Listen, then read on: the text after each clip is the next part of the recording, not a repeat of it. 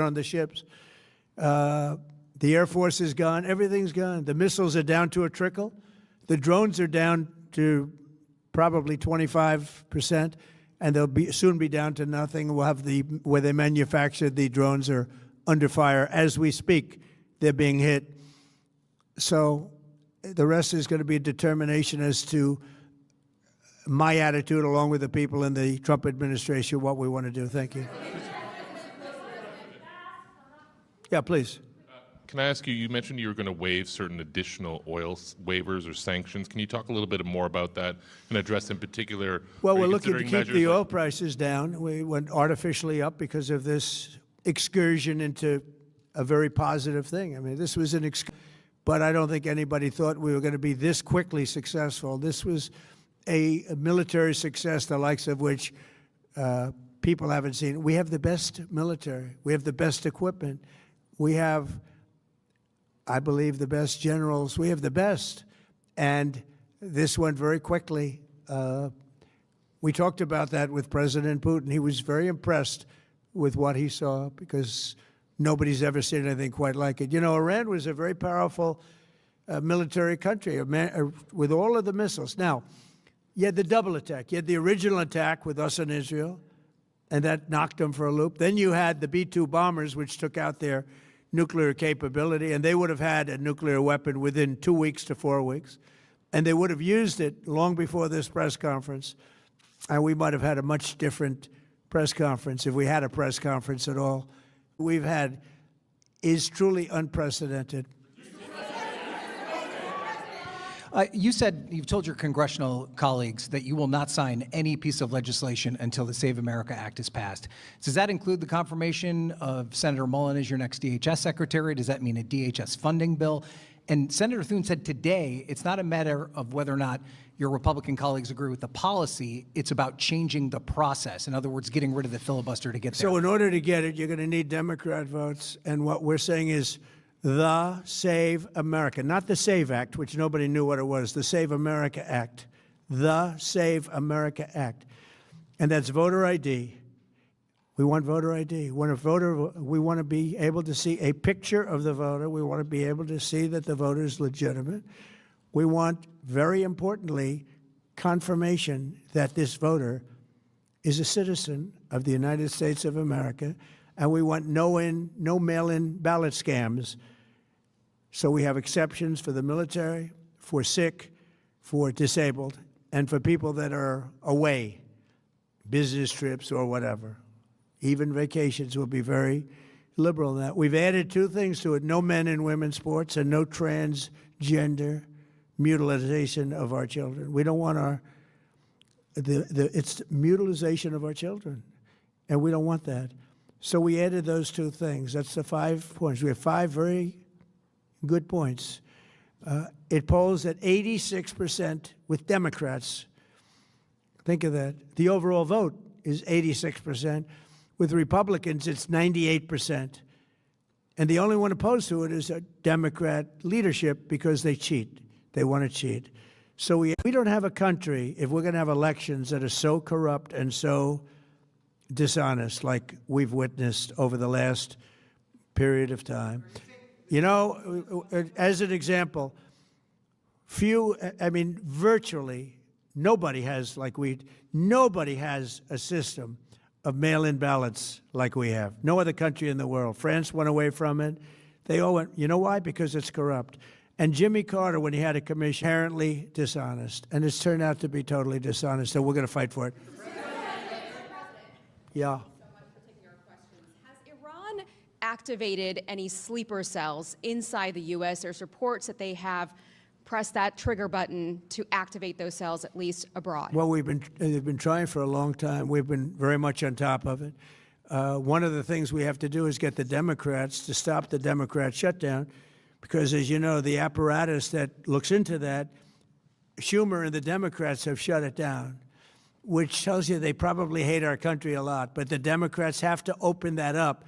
But we've got very, very good intelligence into that. We know a lot of different things that have happened that have been very bad. A lot of them came in during the Biden open border period, but we have them under We've got them. We're watching every single one of them. Yeah, we know a lot about them. The biggest problem we have is the Democrat shutdown. We know a lot about them, but the shutdown doesn't allow us to do what we have to do. Do you have to take him out? Does he have a target on his back? You mean the new Supreme Leader? You mean the son? How can there be an Iran with Well, another I don't Ayatollah? want to say that, but I was disappointed because we think it's going to lead to just more of the same problem for the country. So I was disappointed to see their choice. Thank you, sir. You've said you have someone in mind to be the new Iranian leadership, if not the Ayatollah's son. What are you looking for in that person? Are you looking at someone internal, given that you just said that their leadership has been I decimated like the and idea wiped of out? internal and eternal, come to think of it. But I like the idea of internal because it works well. I mean, I think we've proven that so far in Venezuela. We have a woman, Delcy, who has been, president of the country, very respected, she's doing a great job. And it's, no disruption. We had, as you remember, Iraq, where everybody got fired. The military got fired, the police got fired, the politicians got fired. There was nobody. And you know what they turned into? ISIS. And we don't want that. We don't want that. So I would like to see people that are inside go. Now, they talk about the son of the Shah. They talk about other people. But, hasn't been there in many, many years. We have a formula that's been very good so far, and I think it'll continue to be good. The relationship is extraordinary with Venezuela, smart country. We've taken out 100 million barrels of oil. It's right now in Houston being taken care of and made so beautiful. And you have to see this at work. They have, it's brought to the refineries. It's being refined in Houston, which is made exactly for that product. And so far, but it's 100 million barrels of oil, and now they have another 100 million barrels coming. And it's like a partnership. We're getting along so well with them. It's great for Venezuela, and it's great for the United States. Yeah, please go ahead. Mr. President, you just suggested that Iran somehow got its hands on a tomahawk and bombed its own elementary school on the first day of the war. But you're the only person in your government saying this. Even your defense secretary wouldn't say that when he was asked, standing over your shoulder on your plane on Saturday. Why are you the only person saying this? Because I just don't know enough about it. I think it's something that I was told is under investigation. But tomahawks are used by others, as you know. Numerous other nations have tomahawks. They buy them from us. But I will certainly, whatever the report shows, I'm willing to live with that report. Yeah, please. You said earlier that we've already won in many ways, but we haven't won enough. What do you consider enough? What's your baseline? Where they're not going to be starting the following day to develop a nuclear weapon.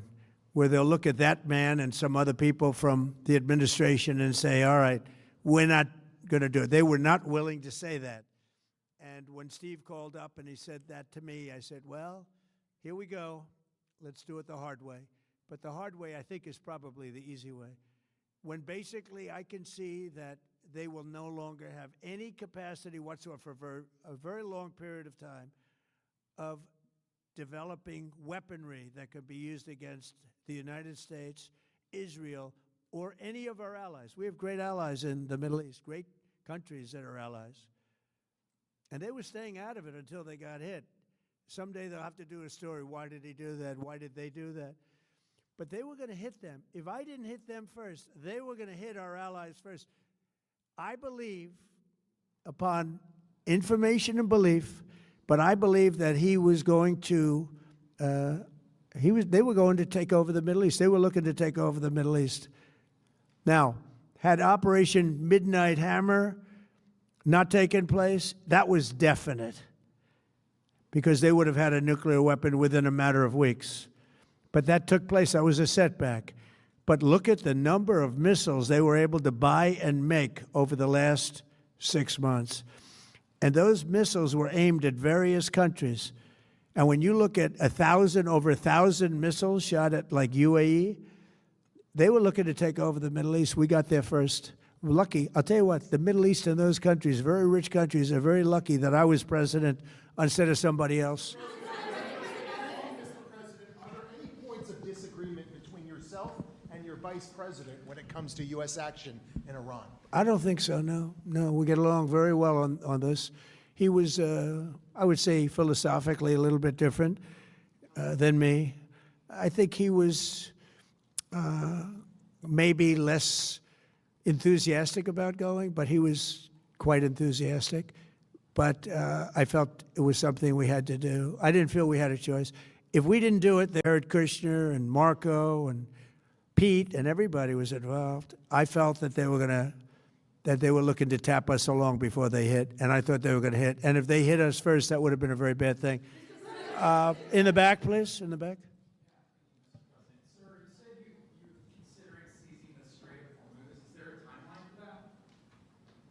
About the Strait, you mean?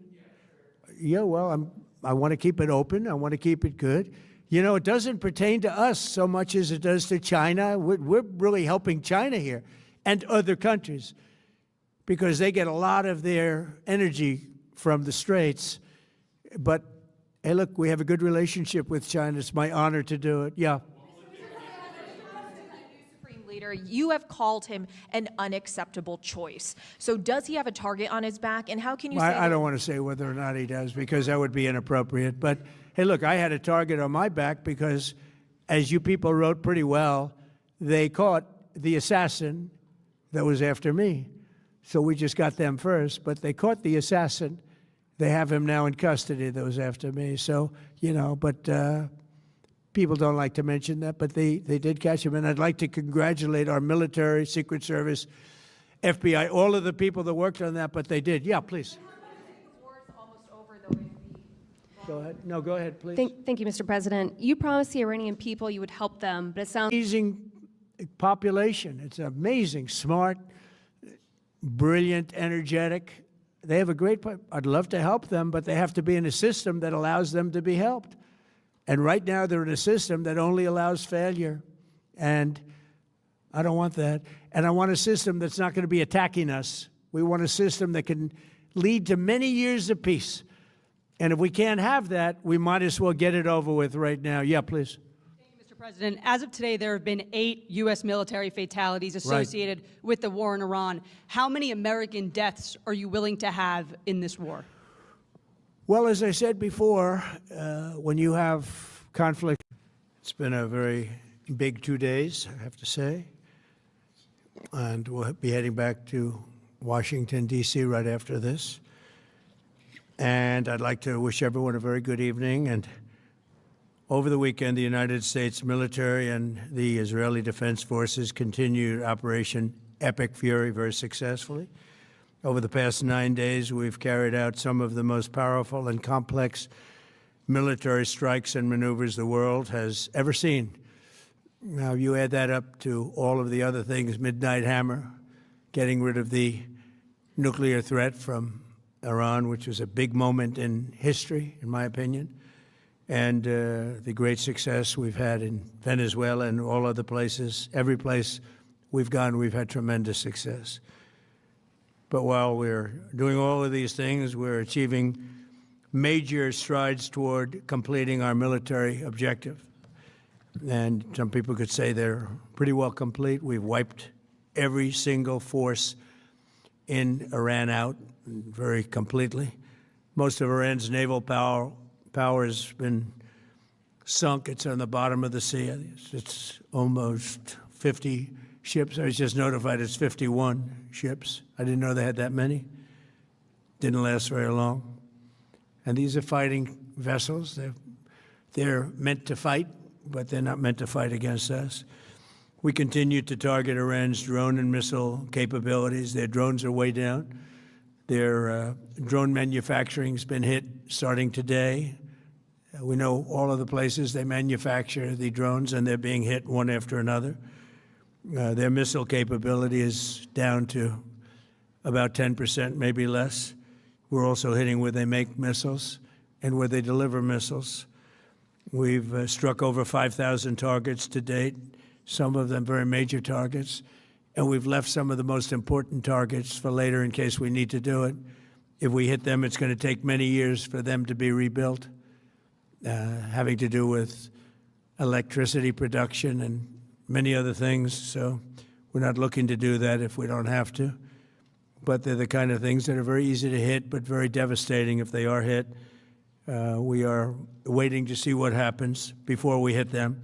We could take them all out in one day, but it's all resulting in a 90% decline in various things, but in particular, Iranian missile launchers and 83% drop in drone launchers. As you know, the drone launchers are pretty well shot, but we're at over 90% decline in the Iranian missile launchers, which is very hard to reproduce and very hard to get. And usually what we were able to do through great equipment, a lot of smart people, as soon as they sent a missile up from a launcher, we were able to knock out that launcher within a period of 5 minutes or less, accurately, right on the noggin. So now we have low-cost interceptors effectively combating Iranian drones, and our B-2 bombers recently dropped dozens of 2,000-pound bombs to destroy missile launchers all over Iran and buried deep under Iranian soil in many cases. The soil was no match. And we're also annihilating the manufacturing base that the regime uses to build drones and missiles at a rate that nobody thought was possible. We're knocking them out. We know where they all are. We're knocking them out very quickly. We're ahead of our initial timeline by a lot. I would say that we probably would not have thought after a month we'd be here, in addition to the fact that we've taken out the leadership twice and maybe 3 times. And we, as you know, we want to be involved. We don't want another president that maybe wouldn't be willing to do what I'm willing to do for the good of the world, for the good of our nation, to be stuck with the situation in 5 years or 10 years from now. So we think they should put a president in, or the head of the country in, that's going to be able to do something peacefully for a change. They've been doing this for 47 years, killing people for 47 years, whether it's the barracks or even the SS Cole, where they were involved very strongly. They always denied it. But where they were very strongly involved, and all of the people that died through the roadside bombs died and are right now walking around with no legs, no arms, a face that's been so badly damaged. The Iranian regime has been attacking Americans and spreading terror for 47 years, and despite these countless opportunities to renounce their nuclear ambitions, which they had just a short while ago, they told Mr. Whitehouse, who is standing right over here, they said, they actually said, we want to keep building. Essentially, in a real nutshell, we want to continue to build nuclear weapons. If we didn't knock out Midnight Hammer, if we didn't knock out their Iranian potential, if we didn't do that with Midnight Hammer, they would have had a nuclear weapon. They would have used it long before now. And at a minimum, Israel would have been annihilated. I was very lucky that we had the courage to do that, that we had the talented pilots and the great equipment. The B-2 bombers are unbelievable. We ordered 25 more, by the way. The newer, better version. It's we have the greatest military in the world. We have the greatest equipment in the world by far. You see that no matter where we go. You still need the people, though, to operate it and to use it. And those are the people that we cherish. Even after we obliterated their key nuclear sites in Operation Midnight Hammer, they never negotiated in good faith. They still continued to say, we want to build nuclear. We want enrichment at levels that were unacceptable. And they even turned down an offer for unlimited free nuclear fuel forever for civilian purposes. We had people offering them free nuclear fuel. They weren't interested in that because they wanted to build a nuclear weapon.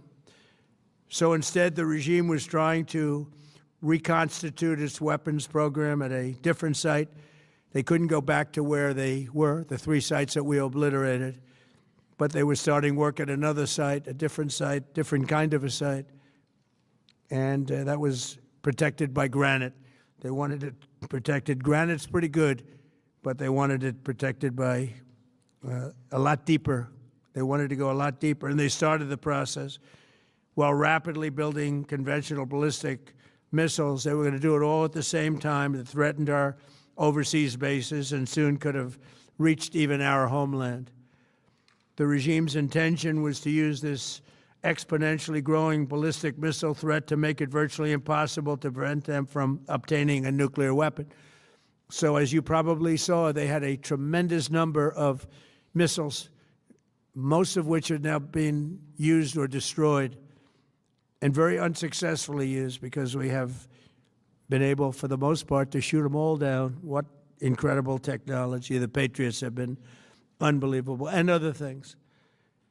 And the laser technology that we have now is incredible. It's coming out pretty soon, where literally lasers will do the work of, at a lot less cost, do the work of one, based on what Steve and Jared and Pete and others were telling me, Marco, so involved, that I thought that they were going to attack us. I thought they would, if we didn't do this at the time we did it, I think they had in mind to attack us. And if you notice, they did something which was very foolish, very stupid, I would say.